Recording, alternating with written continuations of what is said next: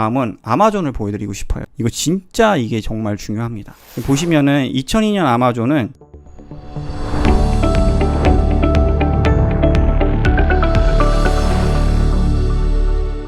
화면을 보시면 오늘은 투자 시스템이랑 정말 하락장에서도 큰 돈을 벌 수 있는 방법에 대해서 얘기해 드리려고 해요. 오늘 얘기할 시스템은 이분 시스템이에요. 마크 비널비니가 많이 사용하는 시스템을 오늘 집중적으로 분석해서 얘기해 드릴 텐데, 이분이 작년 인베스팅 챔피언십에서 334%라는 수익률을 달성하면서 1등을 하셨어요. The prior record was 119%라고 여기 써 있어요. 근데 완전 장난 아니라고 얘기를 했어요. 근데 이분은 1997년 챔피언십도 155% 리턴하면서 1등을 하셨어요. 그만큼 트랙 레코드가 있으신 분인 거죠. 참고로 이분 책도 있습니다. 아마존에서 찾을 수 있는데 저는 이 책이 제일 좋다고 생각이 돼요. 여러분들의 초이스예요. 근데 책이 있다는 것도 말씀드리고 싶은 게 그만큼 이분은 트랙 레코드가 있으신 분이에요. 자, 근데 거래 내역을 신기하게 보시면 손절이 더 많아요. 64%. 익절이 36%였습니다. 근데 평균 익절 수익이 15.2%. 그 대신 평균 손해가 짧죠. 손절이 더 많은데 수익률이 크니까 이게 메이크업이 되는 거예요. 이게 정말 중요합니다. 그만큼 이분은 안 좋게 보이는 거는 빨리빨리 손절한다고 보시면 될 것 같아요. 근데 이게 제가 인터넷에서 딴 거라서, 그리고 2021년도 거예요. 조금 애큐러시가 떨어질 수 있는데 하여튼 이분이 말씀을 하신 거를 정확히 제가 적은 겁니다. 근데 이거를 이제 수학적으로 계산을 했을 때 15.2% 수익이 36%가 있으면은 이제 5.4%가 나오고, 반대로 이제 손절한 걸 계산하면 이제 3.7%가 나와요. 그러면 이제 평균 거래당 1.7%가 나온다고 볼 수 있는데, 이게 12번의 트레이드가 있으면은 이제 한 달에 3번을 계산했을 때 1.838%가 나와요. 그러니까 84%의 수익률이 나오죠. 그리고 이분들은 사실 너무 익스피리언스된 트레이더라서 마진도 많이 사용을 하세요. 근데 하여튼 거래 내역은 이렇게 된다고 보시면 되는데, 이거는 이제 간단하게 설명해 드린 거고, 제일 중요한 게 이거예요. 그러니까 이분은 마켓이 이렇게 떨어지고 있는데, 마켓이 떨어지고 있을 때 오히려 올라가기 시작하는 주식을 잘 찾으신다고 보시면 될 것 같아요. 그러니까 하락장에서 지금 이런 주식을 찾는 게 굉장히 중요하다고 볼 수 있어요. 제가 그거에 대해서 조금 더 나중에 설명을 해드릴게요. 자, 그래서 이분은 이 패턴이랑 지금 비슷하게 보시면 되는데, 이렇게 컵을 그려요. 근데 큰 컵을 그렸다가 작은 컵을 그렸다가 더 작은 컵을 그렸다가, 이런 라인에서 이제 브레이크아웃이 있을 때 매수해도 되고, 그 전에 매수한 다음에 이제 스탑을 여기서 잡아도 되고, 여러 가지 초이스가 있습니다. 아무튼 변동성이 이렇게 줄어들면서 폭발적으로 이제 거래량이 터질 때 패턴을 많이 트레이드 한다고 보시면 될 것 같아요. 자, 그래서 이분 최근 거래 내역 중 하나예요. 약간 한 달 전에서 만든 PPT라서 조금 레깅 인포메이션일 수도 있는데, BPP라는 주식이에요. 나스닥이랑 BPT를 비교한 지금 차트예요. 나스닥은 계속 하락을 하고 있었는데 이 주식은 엄청나게 올라갔죠.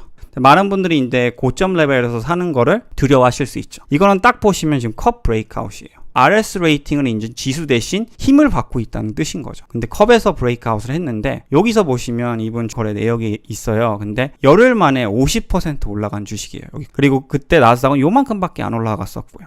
짧게 트레이드를 하신 거죠. 지수 대비 힘을 받는 걸로 보고 컵 패턴에서 브레이크아웃 한 거를 보고요. 그래서 이런 식으로 주식 트레이드랑 주식 투자를 하신 분이라고 좀 생각하시면 될 것 같아요. 오일 주식이 섹터별로도 힘을 받았고, 거기다가 컵에서 브레이크아웃 했고, 나스닥은 하락하고 있는데 오히려 상승해주고 있고, RS 레이팅으로 볼 때도 지수 대비 더 힘을 받고 있고, 그래서 이런 주식들이 마크 비널비니 리스트에 항상 있다. 그렇게 생각하시면 될 것 같고요. 다음 주식은 CLFD라는 주식이에요. 자, 요것도 보시면요, 최근에 많이 하락을 했어요. 제가 근데 주식이 많이 상승을 하다가 12동 평균에서 좀 끊어지면은 익절하는 게 좋다고 말씀을 해드렸잖아요. 자, 요 주식을 보시면 요 부분을 보세요. 요 주황색이 나스닥이고, 요 캔들스틱 패턴에 있는 주식이 CLFD라는 주식인데, 지수랑 비슷하게 움직였어요. 근데 지수가 상승할 때 조금 더 많이 상승하고, 지수가 하락할 때 조금 더 많이 하락을 했어요. 지수랑 거의 똑같이 움직이다가 요 부분을 보세요. 약간 지수가 이렇게 하락을 했는데 이미 상승하기 시작하고, 그때 지수가 하락할 때 더 하락하긴 했지만 이미 지수보다 위에 올라오는 걸 보실 수 있죠. 그러면서 요 내려가는 저항선 돌파한 것도 있고, 여러 가지 거래량 퍼지면서 상승하는 것도 있고, 그래서 결국 지수 대비 힘을 받기 시작하더니 폭발적으로 상승하기 시작해서 단기적으로 굉장히 잘 풀린 케이스죠. 최근에 이 하락 없으면요, 이거 100% 올랐어요. 근데 이제 적당히 올라갔을 때 이분은 항상 좀 익절을 한다고 보시면 될 것 같아요. 그 다음에 지수 대비 힘을 받는 주식을 찾으시고 보신다고 생각하시면 될 것 같고요. 이거는 보시면 여기 큰 컵에서 큰 거래량으로 브레이크아웃도 했어요. 늦게 들어왔어도 굉장히 단기적으로 좋은 결과가 있었다. 왜냐하면은 실적 발표 큰 갭 상승을 했기 때문이죠. 그리고 여러분들이 늦게 사셔도 아까 손절, 익절 그거에 대해서 확실히 얘기해 드렸죠. 손절 라인을 잘 잡으시면은 업사이드는 크고 만약 컵 밑으로 내려갔을 때도 다운사이드로 여러분들이 손절을 하실 수 있는 거죠. 그래서 CLFD는 제가 조금 더 보여드리고 싶은 게 요 펀더멘털이에요. 솔직히 시총도 굉장히 적은 주식이긴 하지만 뛰어난 매출 성장률이 보이죠. 근데 매출 성장률을 볼 때 성장률이 더 커지는 걸 좋아해요. 최근엔 89보다는 좀 내려왔다고 볼 수 있는데 지금 같은 하락장에서 그리고 불경기에서 80%의 매출 성장률을 보인다는 것은 어마어마한 거죠. 그리고 EPS 성장률도 트리플 디지트가 7쿼터 연속 있었던 주식이고요. 다음은 아마존을 보여드리고 싶어요. 이거 진짜 이게 정말 중요합니다. 보시면은 2002년 아마존은 지수가 이렇게 하락할 때 지탱해주면서 오히려 올라가면서 브레이크아웃이 여기 있었죠. 그때 지수는 계속 하락하고 있었죠. 자, 2022년 아마존과 지수를 비교해 볼게요. 차이점이 있나요? 거의 똑같이 움직이고 있죠. 지수가 올라가기 전에는 올라갈 가능성이 굉장히 적다는 거예요. 갑자기 무슨 호재가 있다든지 그런 걸 여러분들이 노려야 하는 거죠. 그러니까 여러분들이 그냥 지수에 거의 투자하고 있다고 생각하시면 될 것 같아요. 이거는 확실히 아닌 게 차트 패턴으로 딱 보이죠, 그게. 자, 그래서 보세요. 2002년 때 여기서 그게 이게 만들어진 거거든요. 그 다음에 20불에서 한 1년 3개월 만에 보세요. 얼마나 많이 올라갔는지. 그러니까 지수 대비 힘을 받는 게 미리 보인 거죠.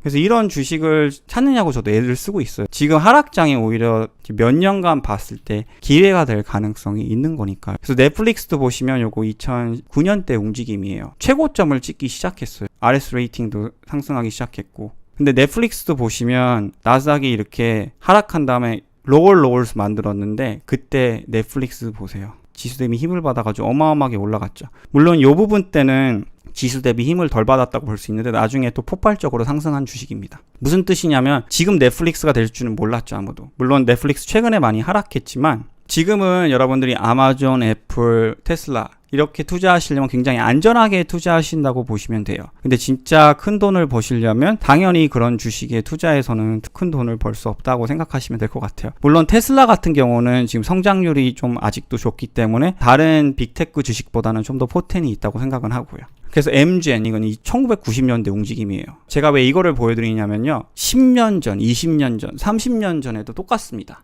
다 같은 시기예요. 여기 지수가 이렇게 크게 하락했죠. 근데 MGN은 여기서 지탱해줬어요. 여기 지탱해줄 때 레벨이 여기였고 나중에 어마어마하게 올라간 다음에 계속 우상향하기 시작한 주식이에요. 그리고 텔레닥도 최근 움직임이라서 보여드리고 싶어요. 텔레닥도 보시면 이 부분 여기서 그 팬데믹 때 오히려 하락을 안 하고 지탱해줬어요. 근데 많은 분들이 실수를 해요. 오히려 여기서 익절을 해요. 하락장에서 안 떨어지기 때문에 여기서 그냥 팔아야겠다. 그래도 약간 플러스니까. 근데 보시면 나스닥이 14%밖에 안 올라갔을 때 텔레닥은 132%까지 이미 올라갔었어요. 여기서는 이제 지수랑 똑같이 움직이다가 요 부분 보이시죠? 요 부분에서 이제 차이가 나기 시작을 하죠. 그래서 마지막 이번 주에 간단하게 제가 두 개의 주식도 지금 보여드리려고 해요. 근데 우버가 조금 심상치 않다고 저는 생각을 해요. 제가 왜 그렇게 생각하냐면 여기 보이시죠? 지금 나스닥이랑 똑같이 움직이다가 실적 발표 2 보이시죠? 실적 발표가 잘 나온 다음에 크게 갭 상승을 했어요. 그 다음에 이제 지수랑 똑같이 이렇게 올라갔다 이제 하락을 하다가 지수는 이렇게 크게 하락을 하고 있는데 지난 2주 동안 이 레벨을 지탱해 줬어요. 실적 발표한 다음 갭 상승도 하고 지금 지탱해 준 케이스이기 때문에 요거는 여러분들 와치리스트에 정도는 넣으셔도 괜찮을 것 같아요. 그래서 요거 주식을 스터디 케이스로 정하셔도 괜찮을 것 같고 계속 과연 지수 대비 힘을 받으면서 이런 레벨을 지탱해 주면서 상승을 해주는지. 두 번째 주식은 요 인슈런스 회사 팔로마라는 기업인데 요거는 조금 많이 상승한 케이스예요, 지금 벌써. 그래서 조금 걱정이 되는 면은 있지만 지금 보시면 지수가 이렇게 하락을 하고 있는데 여기 박스권이 만들어지고 큰 거래량으로 이 박스권까지 돌파한 상태예요. 사실 불플래그라는 굉장히 지금 파워풀한 패턴이 만들어진 상태입니다. 그래서 여기서 거래량이 커지면서 내려가는 저항선 보이시죠? 브레이크아웃 한 다음에 두 번째 이제 베이스를 여기 만들고 지금 불플래그에서 또 상승하기 시작한 주식이에요. 근데 이거는 조금 늦은 감이 있지만 그래도 스트렝스랑 지금 거래량이 크게 보여서 상승할 가능성이 더 있다고 생각하고 있습니다. 그래서 요 두 개의 주식을 이번 주 아니면 뭐 다음 2주 동안 와치리스트에 넣어두고 여러분들이 한번 참고하시면 좋을 것 같아서 올려드렸습니다.